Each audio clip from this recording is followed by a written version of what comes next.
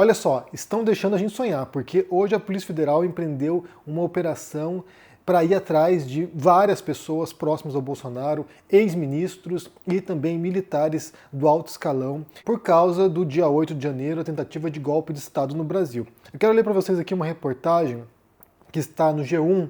A manchete é: ex-assessor de Bolsonaro, Felipe Martins, foi preso pela Polícia Federal na casa da namorada. E diz a reportagem o seguinte, olha: a Polícia Federal prendeu Felipe Martins na casa da sua namorada em Ponta Grossa. O ex-assessor de assuntos internacionais do governo Jair Bolsonaro estava em um apartamento na cidade. Basta lembrar que o Felipe Martins, ele era uma pessoa muito próxima do Bolsonaro, ele era um olavista de carteirinha. Basta lembrar também do caso, né, quando ele fez um símbolo supremacista lá no terno dele durante uma sessão lá no Congresso.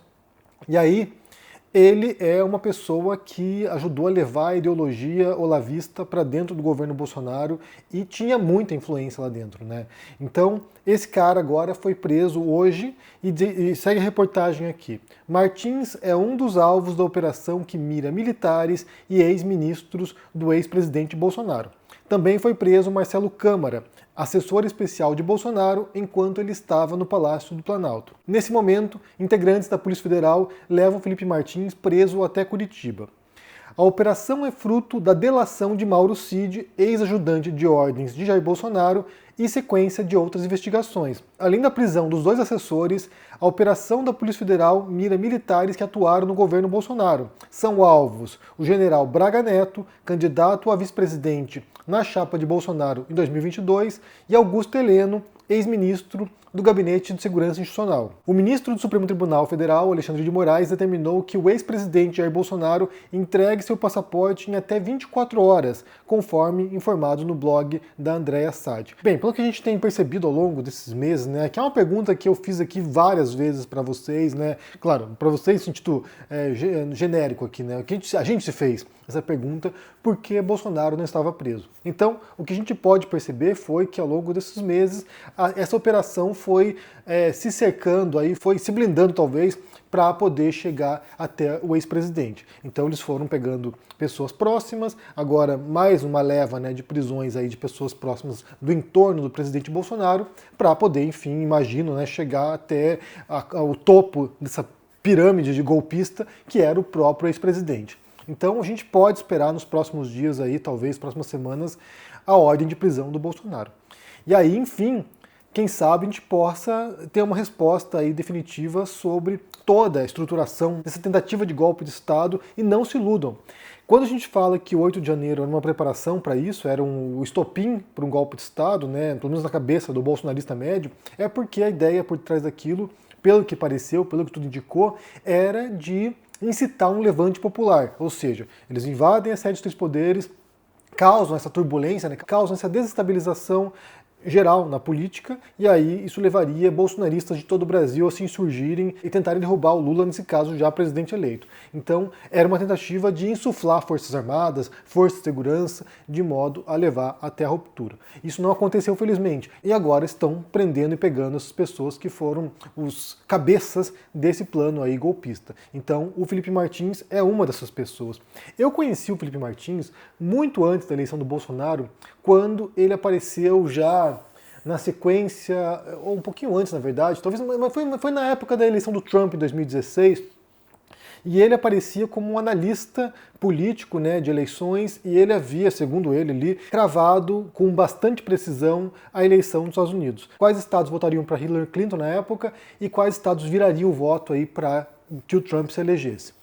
Então era alguém que já estava sintonizado aí com esse movimento de extrema-direita. Na época eu não sabia que ele era um lavista, fui descobrir posteriormente, mas certamente ele é alguém que tem um conhecimento do negócio ali, né, da questão política, eleitoral. Ele era chamado, como brincadeira, de Sorocabanon, porque ele é de Sorocaba, e ele seria uma espécie de Steve Bannon brasileiro. O Steve Bannon, ele foi estrategista-chefe da campanha do Trump, que se acredita como aquela pessoa que levou a virada de votos do Trump em certos estados norte-americanos, porque ele teria ali identificado o perfil do eleitor e usado redes sociais para isso. Basta pensar no caso ali da Cambridge Analytica e vários outros escândalos que surgiram decorrentes da eleição do Trump, né, quando a imprensa identificou ali o modo como a campanha do Trump conseguiu hackear a mente do eleitor norte-americano de modo a vencer a eleição. Então o Felipe Martins já está em sintonia com isso e vai contribuindo e participa depois, né, do projeto do Bolsonaro. Como eu falei, ele era um olavista, chegou a dar aula no Instituto Borborema, lá que é o Instituto olavista, que, sabe, com essas ideias mirabolantes do Olavo de Carvalho, era alguém, até onde eu saiba, bastante próximo do Olavo. Então, você tem essas ideias bizarras, né, sabe, medonhas do Olavo de Carvalho, que insuflaram uma importante ala dentro do governo Bolsonaro, que era a tal ala ideológica, que era uma ala que vinha com essas ideias de globalismo, né, de combater o globalismo, ditadura gaysista. Então, assim, tinha essas ideias bastante conspiratórias no entorno do presidente e ele foi aos poucos sendo repelido nessa disputa que se deu entre diferentes facções dentro do governo Bolsonaro. Tinha a ala dos militares, tinha a ala evangélica da Damares, tinha a ala olavista, e essas alas estavam ali em conflito, né, em disputa dentro do governo Bolsonaro, e ele perde espaço ao longo do tempo, até um ponto que fica encolhido no governo Bolsonaro. Mas me parece uma figura bastante perigosa. Então, assim, agora ele está preso, a investigação prossegue da Polícia Federal e isso vai levando a respostas, né? Vai trazendo respostas pra gente, de modo, como eu falei, que a gente possa compreender a engrenagem desse espírito golpista e que poderia ter levado, de fato, a uma ditadura no Brasil, mais uma vez, né? E aí, só aproveitando essa deixa, né, que isso tem tudo a ver, na verdade, com esse processo que a gente tem visto no mundo ao longo dos últimos anos, que inclusive não acabou. Basta pensar que o Trump tem grandes chances de voltar à presidência dos Estados Unidos, e aqui na Europa também muitos países estão assistindo à ascensão de grupos extremistas de direita mais uma vez. Então a gente pode perceber que esse discurso não arrefeceu, não está perdendo tração, ele deu uma encolhida, mas voltou agora com força total. E saiu uma reportagem recentemente no jornal The Financial Times falando sobre como está havendo um vão crescente entre jovens homens e jovens mulheres em relação à posição política deles, a visão que eles têm, né? Os homens jovens estão cada vez mais conservadores e as mulheres jovens estão cada vez mais progressistas. Vou pôr para vocês aqui o gráfico para que vocês possam ver aqui, né, esse afastamento ao longo do tempo. Essa pesquisa foi feita em diferentes países, não apenas nos Estados Unidos, mas também em alguns países europeus, e o que você pode perceber aí é realmente esse abismo. Quem já falava sobre isso aqui no livro dela é a Rosana Pinheiro Machado, que escreveu um livro chamado Amanhã Vai Ser Maior, quando ela vai contando como foi esse mecanismo na história brasileira recente, né, de radicalização dos jovens para esse discurso de extrema-direita, enquanto que a reação tem surgido em coletivos de mulheres, muitas vezes, né? As mulheres estão contendo um pouco essa marcha autoritária e reacionária no Brasil e em outros países. Então a gente pode perceber isso. Houve contestação em relação a esse estudo do Financial Times, né? Então, assim, muitos pesquisadores e outros grupos apresentaram dados alternativos aí, dados que não corroboravam essa tese do Financial Times, mas outras pessoas vieram com dados semelhantes. Então, há uma percepção, pelo menos a minha percepção nesse caso aqui, de que realmente você tem observado esse aumento de divergência política entre jovens de sexo, né, questão de sexo mesmo, homens e mulheres, e como os homens estão cada vez mais reacionários, ou mais conservadores, ou mais extremistas pela direita, né?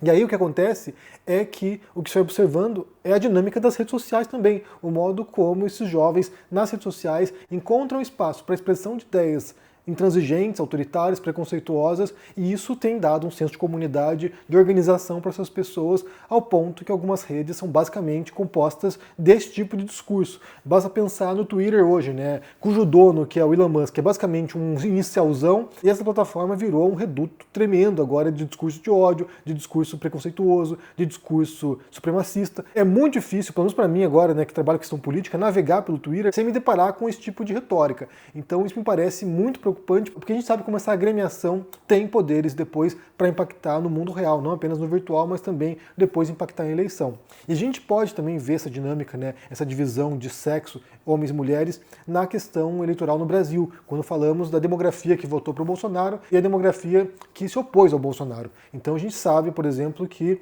o perfil do bolsonarista médio é homem evangélico, o tal cidadão de bem, e isso é muito característico, né? E as mulheres geralmente se opõem a esse tipo de discurso. No caso do Trump, por exemplo, basta recordar também quando houve a marcha das mulheres lá, né? Sabe, mais de 1 milhão de mulheres se reuniram para protestar contra o Trump. Então a gente percebe que, de fato, a barreira para esse discurso tem sido mulheres progressistas. Há especulações sobre por que se daria esse afastamento, né, de posições ideológicas entre homens e mulheres, e uma das teses levantadas é uma reação dos homens, na verdade, pela perda de espaço, né, espaço social, espaço no trabalho, ou seja, é uma reação à perda de privilégios. Então esses homens que já perderam os referenciais do que é ser masculino no mundo de hoje, acabam se remetendo a certos ideais do passado, do que seria o macho do passado, o homem de verdade, e isso vai gerando esse discurso reacionário. Então pode ser, é uma das teses propostas, pode ser que seja isso, embora certamente há outros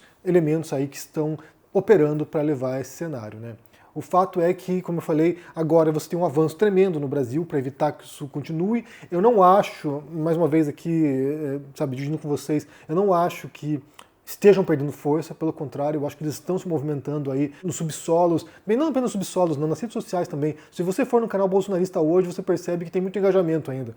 Então, eles estão operando ainda, eles estão aí atuando, eles estão propagando o discurso deles. O Bolsonaro pode vir a ser preso, mas há sucessores, há herdeiros do bolsonarismo que estão por aí. Eu não sei dar uma resposta sobre como enfrentar isso, né? A gente passou anos aqui propondo alternativas para um discurso mais saudável, para um discurso mais razoável, para tentar enfrentar as fake news apresentadas por esses grupos, mas o fato é que eles são muito coordenados, eles têm dinheiro, a verba fluindo, é um discurso que está permeando aí a relação entre jovens, né? Então se torna um desafio tremendo agora como atingir esses rapazes aí, 18 anos, um pouquinho mais, como falar com essa audiência, com essa demografia, de modo a mostrar os perigos desse tipo de discurso e como é corrosivo, né? Eu realmente não sei como chegar, eu não sei como atingir essa audiência. Mas a gente continua aqui no nosso trabalho, a gente continua fazendo esse esforço para compreender o que está acontecendo. A gente deve ficar atento porque eles terão ganhos eleitorais no futuro próximo, isso me parece quase evidente. A gente vai observar isso em muitos países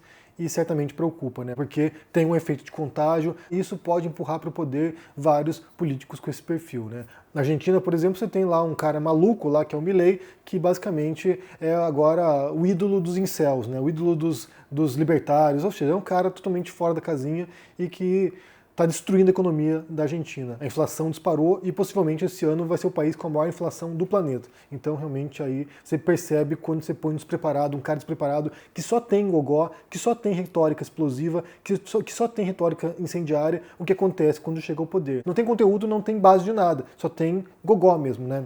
Bem, o que vocês pensam aqui sobre essa história agora das prisões hoje? O Felipe Martins, né, olavista, próximo do Bolsonaro, foi preso. Se a gente pode esperar para os próximos dias a prisão do Bolsonaro, que seria aí o ideal, né, que chegasse aí no topo, né, dessa cadeia de golpistas, é o Bolsonaro, sempre foi, é o discurso dele há décadas, então assim, vai ser preso, estamos esperando aqui, estamos com a pipoca esperando. Como é que você entende esse cenário? Deixa aqui embaixo no comentário, deixa o joinha, se inscreva no canal aqui, ativando o sininho, isso é muito importante para ajudar aqui no engajamento, se torne um membro ou um apoiador para dar uma força e se cuide por aí. Um forte abraço e até mais. Tchau!